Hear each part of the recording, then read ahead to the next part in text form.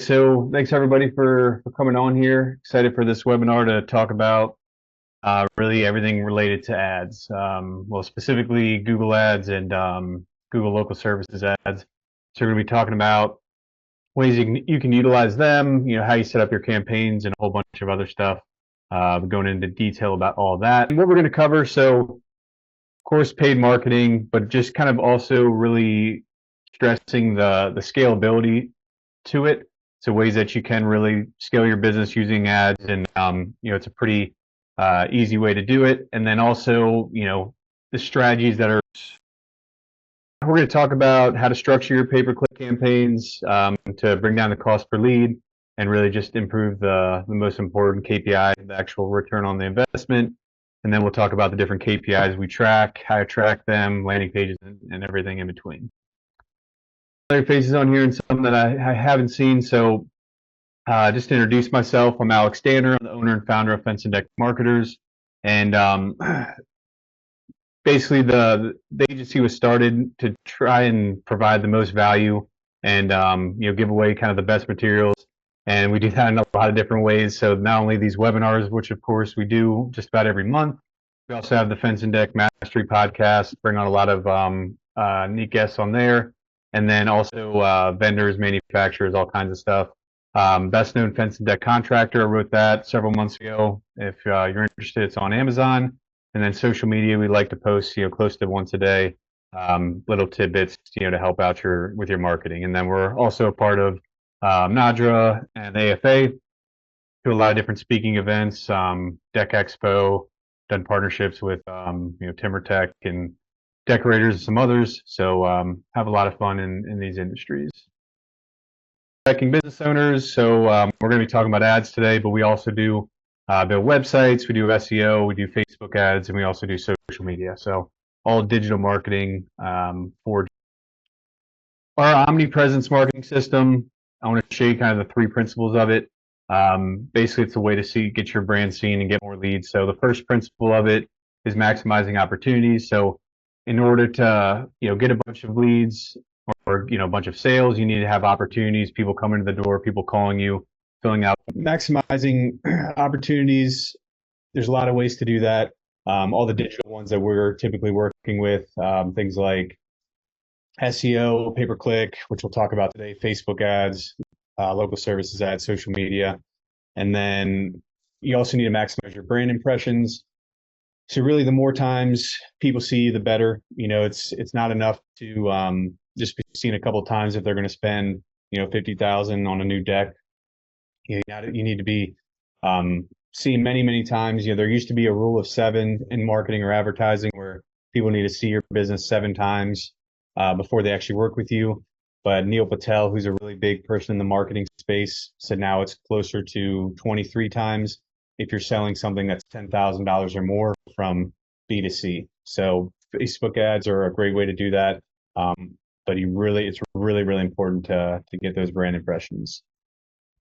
And then 3 is conversions. So it's great to get the phone ringing, or it's great to get people to your website, but if they're not going to actually convert, that's a huge problem. So you could have a website that just looks so, great, a nice, pretty website, but if it's not set up to actually convert people, that's going to be a problem. It's still not going to do what you want, which is, the end, generating a lot of leads. Okay, so just curious, everyone here, if you could just let me know, if you could put a 1 in the chat if you are doing pay-per-click ads or if you're doing local services ads. And then put a 3 in the chat if you're not doing either of them. Or sorry, 2 in the chat if you're not doing any. Put a 1 in the chat if you are doing them. All right, so a lot of 1s. All right. See some clients in here, which I know we're doing for. All right, cool. Okay.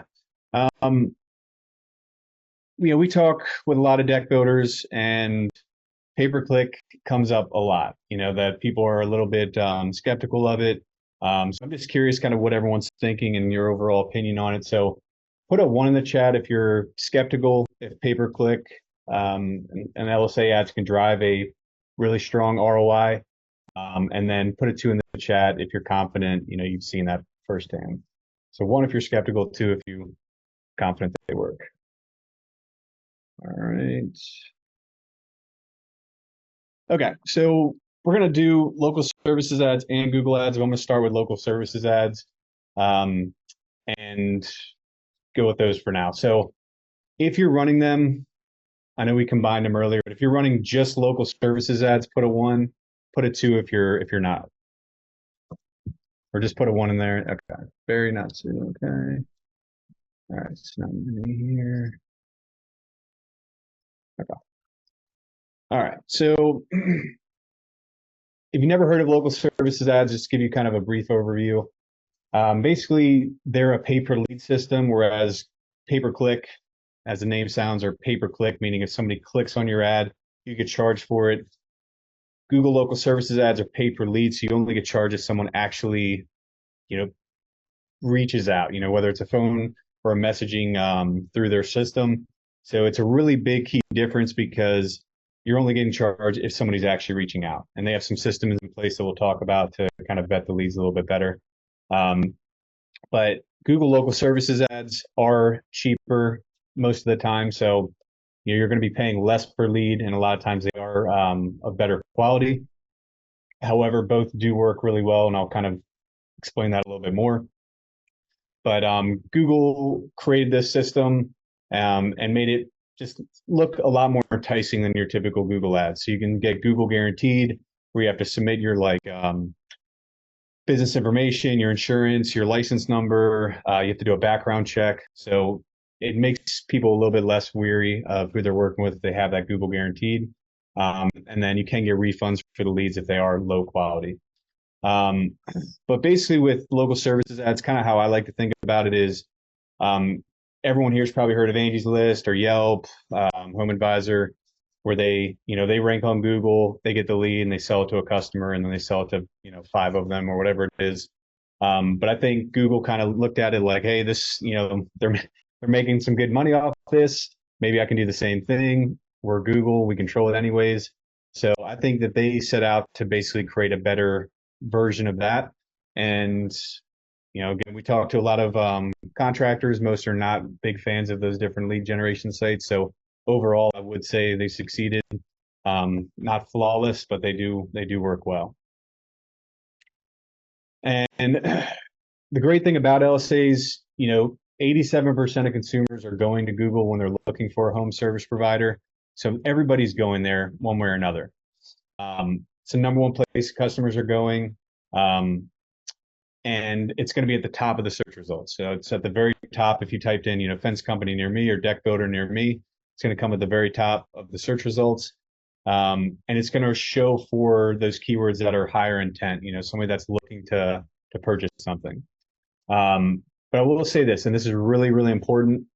Local services ads are much, much better for fencing than they are for decking. We typically don't even recommend running them for decking. Definitely not paying somebody like us to do it because it's just the volume is really low. You can run them yourself, but there are some nuances that we'll talk about. But they just don't work as well as pay-per-click ads on the decking side. But the fencing side, they work extremely well. And the main reason for that is on the fencing side, there's a separate category for fencing. So you can basically say, I only want fence installation leads, no repairs. And then you can get your money back if a repair comes in. Whereas the decking side, it's all combined. You can't specify that. And also the overall lead flow just seems to be a lot less than we see with the fencing side. But if you are going to run LSAs, it's hugely important to make sure you need to have basically a plan to manage all the leads. So if the leads come in, you need to have somebody that's sitting there. They need to be answering the calls. That's a huge one. So if you have, if you start up these campaigns and you don't pick up the leads, you're not answering the calls, it can put you in a really bad spot with Google and basically get you to a point where you're not able to escape the jail that Google puts you in. So if you are doing them, you need to make sure somebody's picking up those calls. A lot of times we'll see about answering services before we run them to make sure that somebody's available the entire time. and then also making sure the hours that you say you're open, somebody is readily available for the call. We had a client that actually ran these one time. I was told everything was good to go. The lead started, and then they went to the bathroom. The lead came in, and then their account got in trouble basically, and we just had to stop doing them because we couldn't get them out of where they were. So it's really, really important to make sure you do that. Okay, so just to give you an idea of ROI, I wanted to show you an example of basically 30 days for a client that we have. This is a fencing client. So in about a month, 74 leads. I threw out a conversion rate of 20%. Everybody varies, I would say probably most commons 30%, but I just wanted to keep the number, as safe as possible. So out of that, that's basically 46 leads. And then times 20% is going to be 15 book jobs. So out of that, say an average ticket of $10,000, 15 jobs times 10,000, it's 150,000. So there's a big ROI that you can get. I know everybody's average ticket might be different, but you can kind of plug and play to see what would be the return on the investment, based off what you're spending. All right. So when you look at the search results, like LSAs, they've been around for a while, but they weren't always around. Bright Local is a big marketing software, and they did a study that said 14% of the traffic on the page on Google search results goes to the LSAs, and then 11% goes to the pay-per-click ads. Pay-per-click ads don't always show up, so those numbers are going to be inflated on the LSA side if they're not there. So that number can be, increased from there. At the end of the day, you're that top part of Google. You're going to get people to click on you, and it's a very, low risk, high reward scenario. Okay, so if you want to get started with that, this is kind of the setup. You got to complete the application. They'll do a background check with a company called Evident. They have to submit your license, the insurance information, and then once you are approved, which usually takes, if you submit everything, I think lately a weekish, something like that. Once you're approved, you can kind of set your budget, adjust the profile, and you can expect, $30 to $60. It'll probably go up over time, but depending on the area that you're in, it could be more or less. All right, so here's just a picture if you wanted to see kind of like something listed out like this. They do have a fencing category, which is great. The decking one, as I said earlier, is combined. So you have to select decks under carpentry, and then they also have one that's combined with patios, so decks and patios, which is under general contractor. Both of those can generate leads. It's just very low flow is what we've seen. We haven't seen a lot of great results. And then the background check, you got to get the owner. You don't have to do the entire team, which is good. You just get the owner to do it. Make sure you get that liability form, and then also your license. So if it's required, I know for fencing sometimes it's not required, but if it is, you'll just have to submit your number. And then the categories. So if you're a fencing company, you'll say, hey, I'm a fencing company. I want fencing leads. And the 5 categories are fence installation, fence repair, fence design, custom construction, and other. If a client wants no repairs, a lot of times we'll just do fence installation, fence design, and custom construction, and then leave fence repair and other checked off. If you do everything, then of course you can check all of those. And then decks, there's no subcategories. It's all combined. All right, so now we're going to get kind of into the specifics of what you should be doing if you are running them. So it's not a good idea to just kind of set it and forget it. You want to do you want to consistently monitor the leads and make sure someone's managing them properly. Once you set up your account, you can dial in the profile. I'll talk about that here in a sec. The budget is really, really important. So a common mistake that we see is somebody will set, a low weekly budget. They do it by week. So they might set it to like 100 or a couple hundred per week. It can be a big mistake because your competitors they're using a bigger budget. So it's always recommended to use a bigger budget. because you're likely not going to spend that entire amount regardless. So as an example, we'll set something to say 1,500 a week, even if a client doesn't want to spend 6,000 a month, and then we'll monitor it and scale it back as needed. I will say most of the time clients are, perfectly okay with just running it because it is supposed to be only spending money on actual qualified leads, so it's not that much of a risk, but you will want to monitor it from there. So make sure you set that budget higher. The schedule, crucially, set those hours during a time you're positive someone can answer, especially in the beginning. Make sure someone's answering those phones. Google will monitor that, and that can affect your results. The job types, we talked about that as far as the fence installations, repairs, service area. This is really, really important. Make sure you're selecting the right areas because we've had it where it can be tough to specify the areas you want to go after by city or zip code.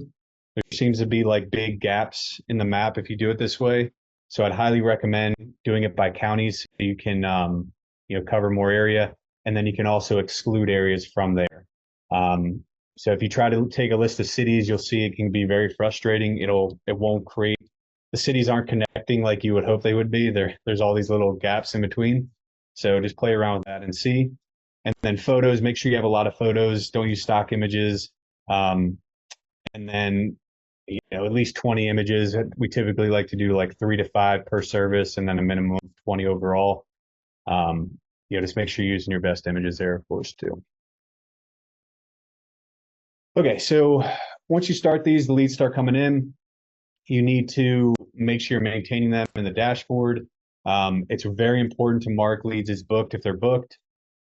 Sadly, it's a good idea to mark them as booked sometimes, even if they're not. You don't want to mark them all as not booked because that will tell Google that you're not booking the job, so it's going to affect how often you show. So you might have to exaggerate a little bit there. But in the dashboard, you'll be able to tell that. You'll be able to say if it's a bad lead, you can archive it, and you can also rate the leads, which I'll show you here in a second. But somebody really needs to be coming in here at least once a week or once every couple of days and marking these leads as booked, archived, that kind of thing, because Google will be checking that out to see how many of the leads are actually being monitored. All right, so as I was saying, Google will rate your responsiveness, so they will be checking to see if you're doing things properly. If you're marking them as booked, you need to add the customer details in their dashboard. That's important as well. You can include the email address in there, and then if they're a bad lead, you can also mark them as archived. You can archive the leads. This is what it looks like. So business category, you'll see that you have the customer name, the customer email. You can add those details. And then the top right, you'll see where it says rate this lead. I'll show you those different options here in a second. In the past, Google used to say dispute, and you could dispute the lead and get the money back if it was they saw that it was not legitimate. Honestly, I miss those days. I think it was better the way they had it, but that made them less money. So I'm guessing that's why they do it this way now. But you'll see these are the different options now to rate the lead. So you can rate them as very satisfied all the way to very dissatisfied, and let them know exactly what is going on. And David, I just saw your message here. Yeah, that we're going to send a replay after the webinar. So yeah, there'll be something there. But good luck at your appointment. Okay, and let's see here. So yeah, you'll want to specify the different status there, and let them know. That's kind of your way of letting Google know like how well they're, how solid the leads are, for lack of a better word. If it's a legitimate lead or not. So you can let them know that way. Okay, so one of the best selling points of local services ads, you shouldn't be charged for unqualified leads. So if somebody's outside of your service area, or it's not a service you provide, or you specify that you provide, or a spam caller, or somebody looking for work, all of those leads should be you should be able to get your money back. So you shouldn't have to worry about those leads. And in a lot of instances, Google will give you your money back without really disputing it or telling them to. All right, so Reviews. Anybody that's spoken with me knows I always talk about reviews nonstop. For local services ads, they're really important as well. What we've noticed is if you have a ton of reviews, you typically do better with local services ads. Um, Google says they want you to create verified reviews, which is basically um, if you do a job with somebody and you say, it's booked and then the job is completed, you can send them a review link through Google for them to leave a review for it. And then once you do, let's see if I have, once you do, it'll actually say next to the review, Google verified job. So these help with rankings a lot. And it's something you really should be trying to do. If you're not able to, reviews should help you generate enough leads if you're just getting consistent reviews. But if you start your Google listing to try to get leads and you have 5 reviews, something like that, you're not going to see great results. You're going to want to have a lot more reviews than that. All right. So we talked about that, how important the reviews are. It's Google does monitor, how quickly you answer the phones. So that is a service if you're doing that and then managing the leads. And then the verified reviews, which we already talked about. Okay, so one unfortunate thing with Google local services ads, you do need to inflate the numbers a little bit to help your rankings. So if a job was not booked, but it was a legitimate lead, you can specify it as booked to let Google know. You want to try and target an 85% or more booking rate. So you don't want to just, mark them all as archived and not mark any as booked, because that's going to affect how many more leads you get later on and how Google views you. So even if they're not necessarily booked, if they're a legitimate lead, you can say that they were booked. That's going to help you show up more, get more leads. All right.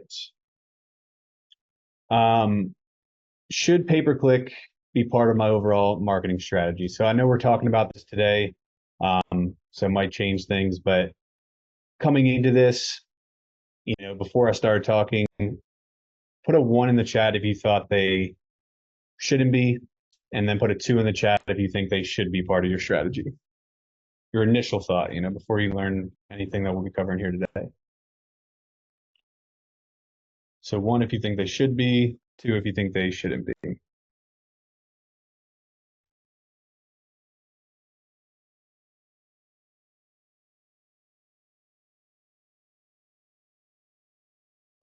Got a bunch of 1s.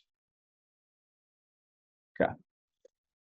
All right. So pay-per-click should be if you do it correctly. And I've audited a lot of Google Ads campaigns, and since the vast majority are not done properly, I wouldn't recommend doing them in those instances. So you got to make sure you're doing it right. But if you are, then they can work really well for you.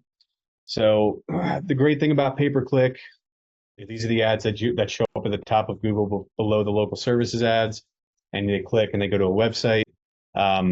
Great part about them is they're quick. It's not like SEO where it takes time, 6 to 9 months, depending on the state of your website.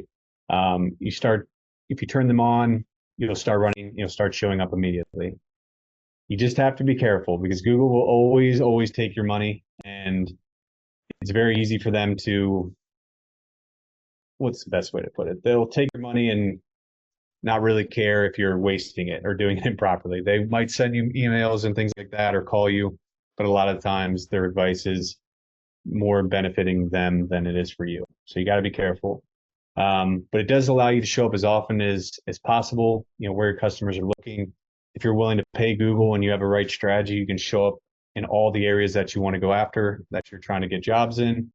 And it helps you show up for non-geo modified terms. Keywords like fencing, fence company, decking company, those are all things that you can show up for, which are searched really heavily. Unlimited scalability. What I mean by that is if you're willing to travel to a specific area, if you're willing to drive further, you're opening offices, that kind of thing. If your crews can get to a certain place, it's virtually unlimited scalability. So you can kind of just keep expanding your areas. You can add on additional keywords, things like that.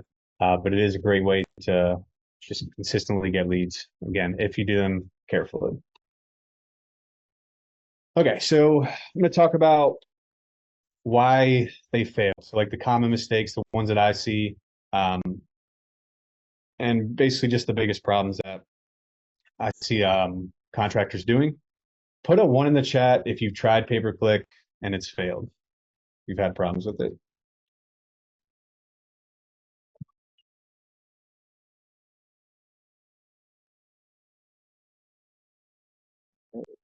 It's okay. All right. Well, that's good. Surprising, but that's good that nobody's had any hardships with Google Ads. Okay, so I'll show you what exactly, I guess maybe not create failure, but things that will lower the results, get worse results than you normally could have. So the AdWords auction process is a big piece. So really knowing which keywords to go after and which ones are worth bidding on. A lot of times we'll see that people just bid on all kinds of keywords, anything that's related to fencing or decking. And that can be a huge problem because you're basically bidding on things that aren't going to lead to conversions. They're not keywords that people typically type in that lead to the best, to the best conversion numbers. Also, only one ad group. So what I mean by that is if you have every one of your services all looped into one ad group, meaning fencing and decking, all of it looped into one and it goes to the same landing page using the same ads, that's a big problem because you want to have everything uniform. So if you're running, trying to rank for, fence company or fence contractors, you want to have a page, an ad that goes to a page that talks about fencing, the different types of fencing that you do, that kind of thing. So it's really important from what the user sees on Google all the way to the landing page is all uniform. It's all matching. So we talked about the text ads. This is kind of number 3 is kind of what I was talking about just now. The landing pages are crucial. I'm going to give you an example of ones that we like and that we've seen success with. So you got to make sure those text ads and the landing pages match. Also, strong call to action or offer. You need to make it very clear, how to contact you on the landing page. Any kind of offers that you do, you can put those on there as well to increase conversions. Okay, so probably the number one thing that I see problems with is going to be sending all your Google ads to the homepage of the website, or really any page on the website, but homepage especially. So it's a really big no-no to send your ads to the homepage of the website. The reason for that is because it's likely not targeted enough. So what I mean by that is if you're typing in, say somebody types in fence company and it goes to a page, your home page, which is, ABC construction, and it talks about fencing and maybe it talks about gates and, maybe decks, whatever, remodels, the user is going to get very confused. They're not clearly able to see that you do that and everybody's impatient, so they're going to click out of it. So that's why you want to have a landing page, which I'll show you in a sec, that shows, specific to one specific service. And when you do it that way, you start to see a lot more better results. So if anyone's can let me know, I'm just curious. Put a 1 in the chat if you're sending everything to the home page, and then put a 2 if you're using landing pages.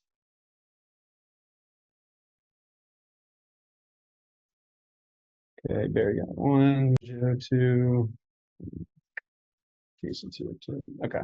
And you can put a 3 in there if you're not sure. You're not sure what you're doing.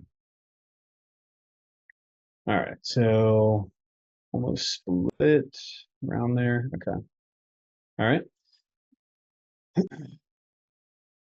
All right, so we're going to talk about ways to build landing pages here in a second. But if you're talking about your return on investment, that kind of thing, I want to show you kind of a breakdown for a pay-per-click campaign. This is one of our clients as well. So decking leads especially, they're more expensive. You can see here in the bottom right, average cost per click is almost $40 in this area for the best keywords. So it is pricier to run them. Average cost per lead of 164 is solid. but that's around like what we're looking for. But in this scenario, there's 46 leads. This is in 30 days. Conversion rate, we're going to say was, we're going to just say it's 20%. So if you get 46 leads times 20% is going to be 10 book jobs, and then average ticket value, if it was 30,000, is going to be 300,000. So 10 jobs at 300,000, or at 30,000 is 300,000. So in that case, if you were, that 46, if you were to convert 10 jobs, that's the potential ROI that you could be looking at, depending on what your job size is and what your conversion rates are. Okay. Now we're going to talk about ways to structure the campaigns. I don't recommend using smart campaigns. If those are being used, they're typically just don't give you enough flexibility to really, I guess, test the way you want to, and set up the ads the way you want to. They're kind of more for beginners, I would say. So make sure you're not running those. And this is how I'll show you how I would recommend setting it up. So make sure that you're set up your conversion tracking. If you're not setting up conversion tracking and it's not set up properly, that's a huge problem. Sometimes you might think you are, but you're not doing it the right way. So the way we'll do it is we'll use a company called What Converts. There's also others like CallRail, where you basically can record the calls and figure out how long they are, and then tell Google that it's only a conversion if the call is, say, 60 seconds or longer, or if they submit a web form, if they fill out a contact form. So if you don't have those results, and maybe you're tracking conversions as like a click on the phone button, or just clicking around on the website, whatever it is, if that's not very carefully structured, you're not sending the right data back to Google, which is going to lead to worse results. But then you're also getting misleading data, data that's not even actually accurate. Make sure you set everything up in a smaller ad groups. So if you're doing, say fencing, decking, pergolas, make sure each one of those is set up as a separate ad group, and make sure you have separate landing pages for those. We'll talk about the keyword match types here in a second, and negative keywords. Make sure the text ads are good and compelling. Talk about the ad extensions, and then we'll talk about the pages and split testing here soon. So we're going to have some more detail on each of those. So back to the conversion tracking, make sure, however you're doing it, there's other ways to do it, not just What Converts or CallRail. Go High Level is another way to do it. There's probably others I've never heard of. But make sure you're using some kind of tool like that that's accurately tracking. Make sure the calls are being recorded and you're only recording leads that are 60 seconds or more as conversions. And that'll give you a much better way of tracking that. The way we do it for What Converts is basically the phone number will swap out on the website page. So for example, pay-per-click, you could have 2 to 4 separate phone numbers that will show on the website. It basically varies which one shows on the website. So you can have more than one call if it came to that. So as the website loads, it'll bring in a new phone number. It'll swap it out with your actual number and show the new number. So that way you can record the call and the conversion too. Web4 tracking, it's really easy. It's just a tracking code that you put on the landing page. And then, we already talked about that. Okay, so there's a million KPIs that you can track for your Google ads. There's a couple that are just most important overall. Your total spend, so you got to know how much you're actually spending, of course. That one's pretty basic. And a lot of times people ask me what to spend on Google ads. So a lot of the times I'll hear, people are spending maybe $1,000 on Google ads, some low amount. And I always recommend not really doing that, especially if you're paying somebody to do it, because it's just not enough. So we just saw that the average cost per click was, $40 per click. So as an example, if you're spending, say, $1,000 a month, that means you're only going to be having 25 clicks per month on the website. And we look to convert 20% of the leads. So if you were only converting 25%, or sorry, 20%, you need to spend basically $200 per day to get a conversion every day, ideally. If you did that, that's 6,000 a month. So you can kind of see if you wanted to have enough to get close to one conversion per day, and this is on the decking side, by the way, fencing is cheaper. I really would never recommend going less than about 4,000 a month, just because you're not going to get enough chances to rank and get leads to make it worth the investment. So if you're spending 1,000, really 2,000, I would look at it. Check over the account. You can contact us if you want me to look at it too, but it's likely just not going to be enough, and you're not going to get the result that you're looking for. So I would check that out and see. And then next thing is going to be your landing page conversion rate. So you want to see, how often when people come to that landing page, are they converting? We are looking for around a 20% conversion rate. That can fluctuate throughout the year as the demand fluctuates. But that's typically a good number to go after and something to shoot for. In some of those other examples, I think it was over that, which can happen too, which is great. Cost per lead is crucially important. So this is one of the, aside from total ad spend, this is probably the second one I see contractors have problems with. If you're not accurately monitoring your cost per lead, like say you're like, all right, I want to run Google ads and I need 30 leads a month, and you start running them and you're like, great, I got 30 leads. If you're not seeing what that cost per lead is, that could just be crippling your actual return on the investment.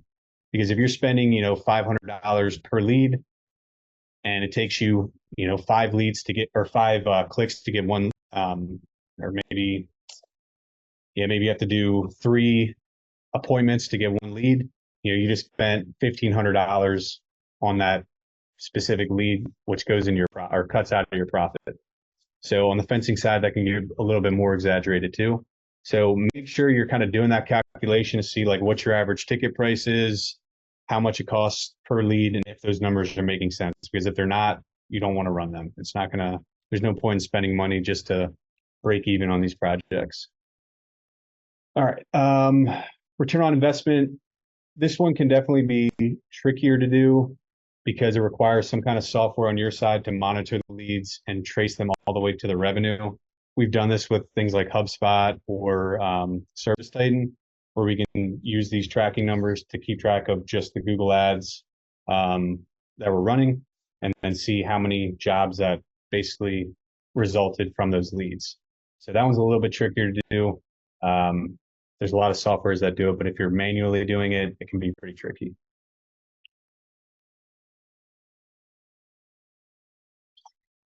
Okay, so I want to give you a kind of a crash course on keyword types for Google Ads. So there's 3 different types: broad match, phrase match, and exact match. Broad match can be deadly. So if you're running broad match for, say, fencing company, you're basically giving Google the flexibility to rank you for anything they deem similar to fencing company. So for that, you could be showing up for fencing supply stores, the sport of fencing, fencing in another state, another country, and then just informational posts around fencing, anything like that. So DIY stuff, things like that. So I never really recommend using broad match. Quite honestly, we don't really ever use it, because if you give Google the keys to that, they're going to show you for so many things, which is going to have people click incorrectly on your page, which is going to mean a higher cost per lead. So what we tend to do is use phrase match.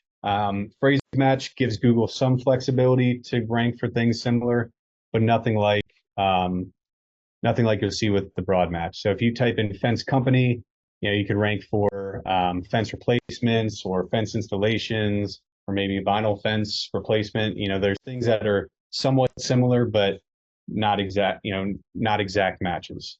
So using those, it's a way for you to show up for a lot more things, but you're not giving Google the reins to just do whatever they want, basically. Exact match, don't use those a whole lot because they're usually covered in phrase match, but those are more exactly what you tell them. So if you type in, Baltimore Fence Company, you're only going to rank for things like Baltimore Fence Company. They have little variations, I think. So like Baltimore Fence Companies or maybe something very closely related. But using those, you likely will not show up for a lot of stuff because you're just relying on guessing exactly what everybody types in that area. So that's why we prefer using phrase match.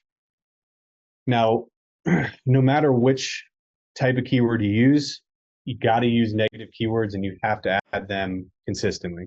So we'll add them, depends on the campaign, how long it is, but 1 week to a couple weeks, depending on how well it's doing. But this is a way for you to use something like phrase match, where say somebody types in, you use fence contractors or say deck builder, and somebody types in ABC deck builder, and that's a competitor. So you can use negative keywords to say, don't rank me anymore for the keyword ABC. You can also add it for anything related to like jobs or works or careers. If somebody's looking for a job, if somebody's looking for an association, the American Fence Association, for example, you can use that to basically tell Google, don't rank me for that anymore, because it's going to lead to, it's showing me for something I don't want to show for. The key with these to doing them consistently is over time, it gets better and better. So say you start a campaign, you don't know all the competitors and you start ranking for one, or you rank for something you didn't think about. Once you add that negative keyword, you won't show for it later. So that's not going to count it as a bad click. So the more you do this, the more it gets dialed in, the better the cost per lead is going to be, the cheaper your leads are going to be. So if you're ever just kind of setting and forgetting it, or your marketing company's doing that, it's going to cause a lot of problems. It's going to cause you a lot more money. So you need to make sure somebody is adding those consistently, and making sure they're dialed in.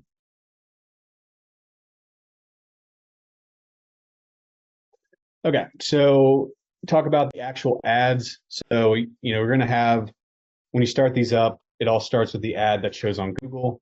You don't need to have it crazy. Less is more. It doesn't need to be super long. Just needs to be short and compelling, and just telling them exactly what you want to do. Like, if you want them to call now or get a free estimate. If you have special offers that you're offering, you can do that. Like 2,000 off a new deck or something like that. You can have that as a special offer sitting in there. When you get to the actual landing page, you don't want to give them a million options. So I'll show you here in a second how you can do that. But you don't want them to have to overthink it or, halt the process. Hopefully they came there ready to go, ready to find a company, and you help them find that, nothing more. These are just some examples here that could be compelling.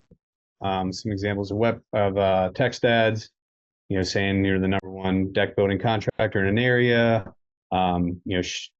These are showing different pages, which I don't really like doing unless you have them on a landing page specifically, because it is going to bring them to your main website, which you don't want to do. But you can offer different deals like that. That's for obviously for that's pretty weird. They must have messed up their their deal or something. Is saying bathroom renovation, but something like that. 2,000 off a new deck installation, that kind of thing. And then you can kind of see what those, which will show the hours. These are the two ways that you can show for your Google ads.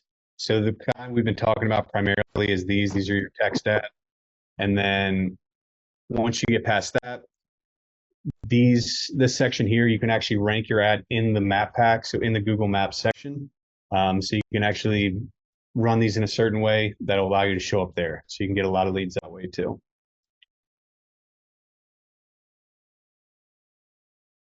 All right, so talking with the extensions. So the best way to put these are just like different like almost like add-ons kind of for your Google Ads.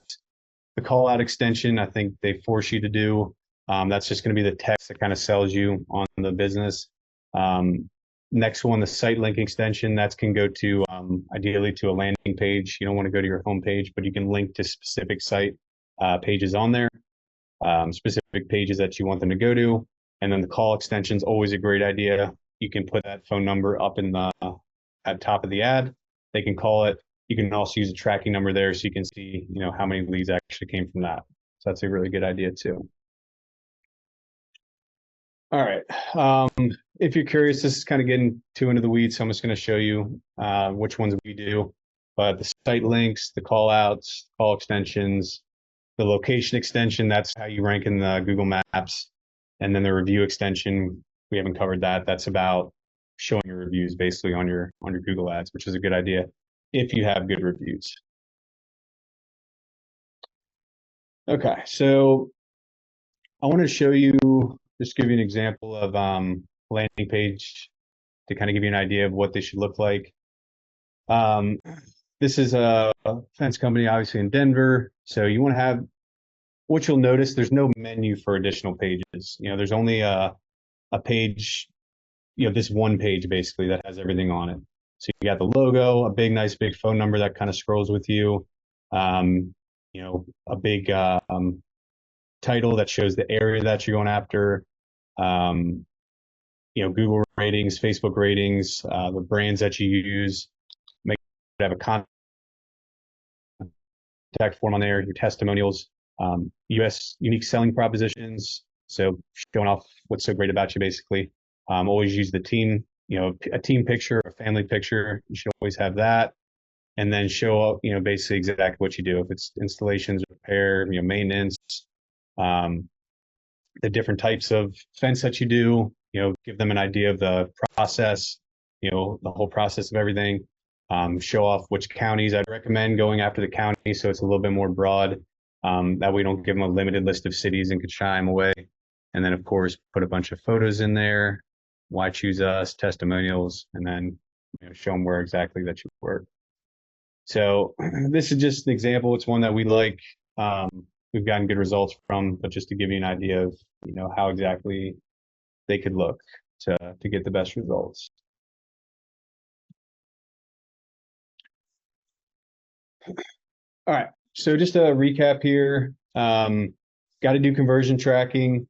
Make sure you're doing ad groups for different services. Make sure you know the keyword match types and negative keywords. Make sure you're not just using all broad match, and make sure nobody's, make sure somebody's monitoring your campaign. Make sure the text ads look good, sound good. There's ad extensions. Make sure that landing page is really good. And then make sure you're testing things. So they shouldn't just be sitting there. You should be testing things and improving over time. All right.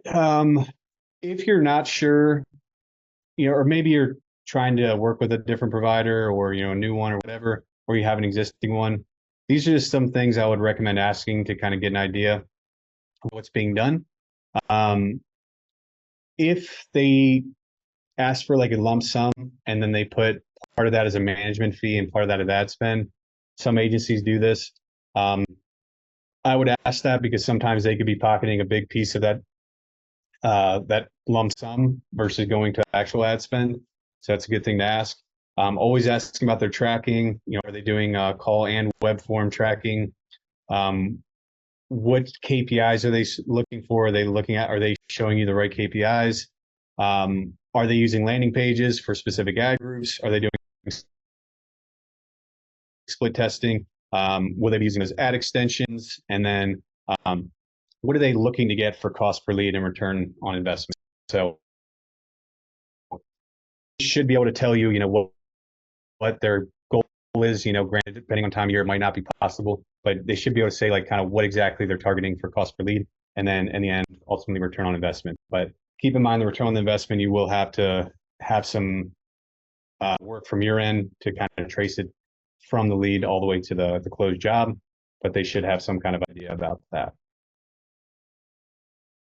All right, so I'm just curious. I know I went through a lot. I try to keep it under are under our time limit here, but anything that she learned or any takeaways, anything that kind of stood out to you? Just curious if anything really stood out to you, anything that made you think a little bit more. Put in the chat, or you can go off mute if you'd like.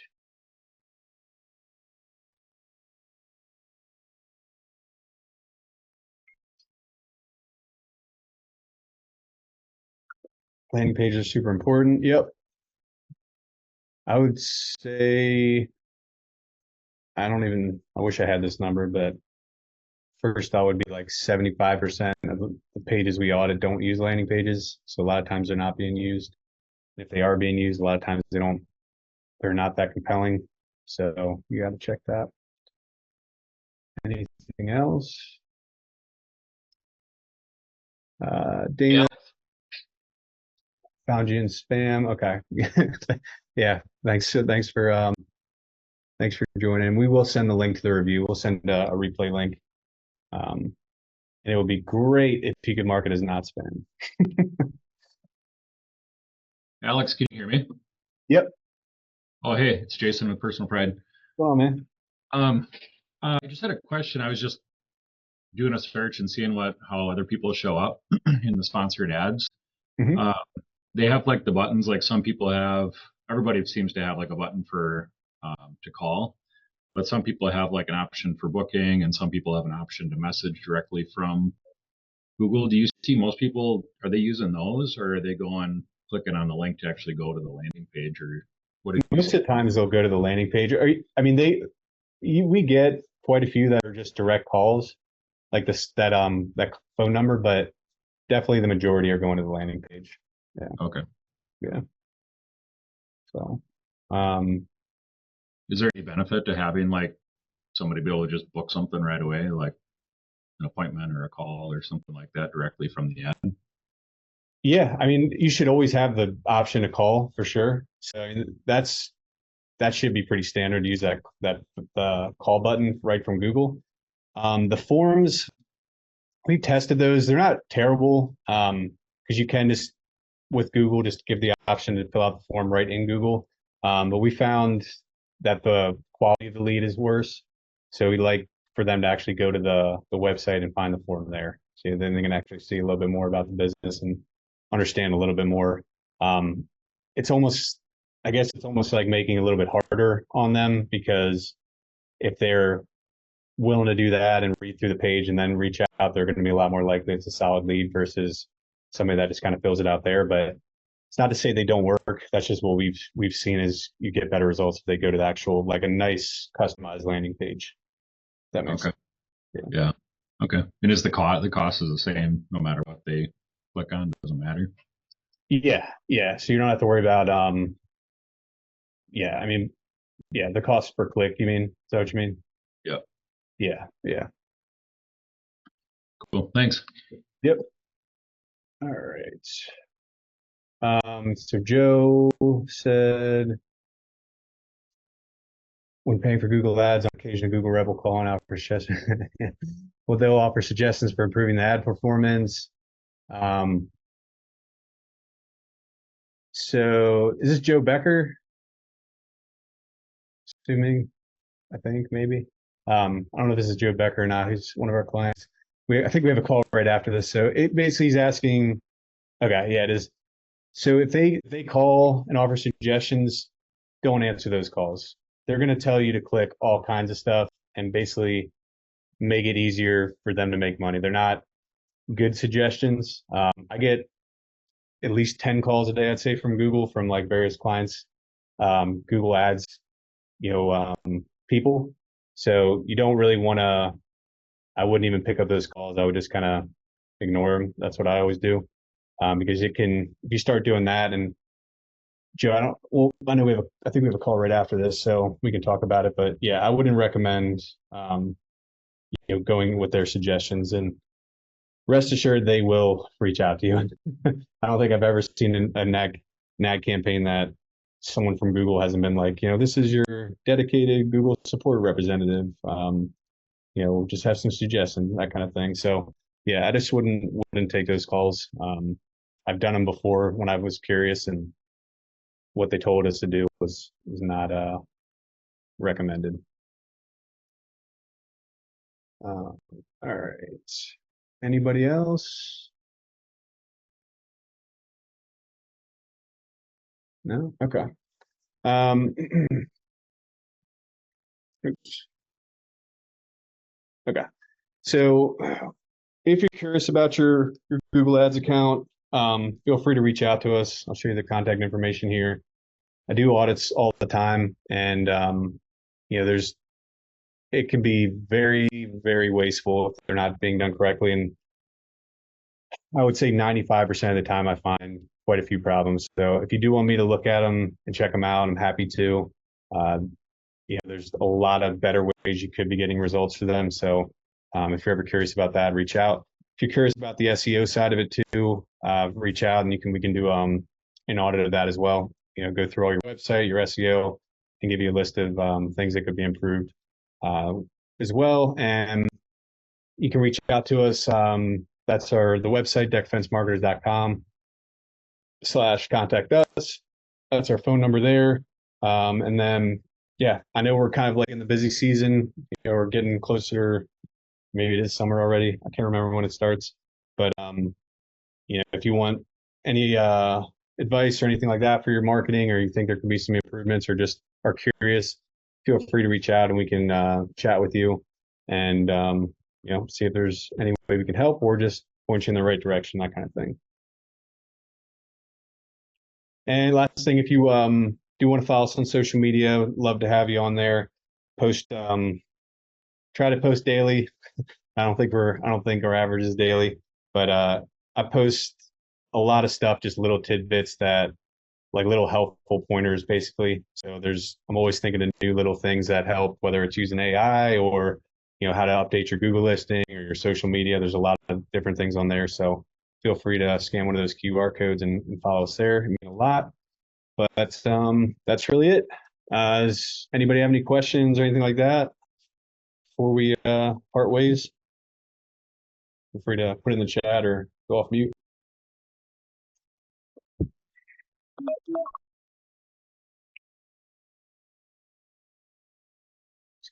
Just give it a minute in case somebody's typing.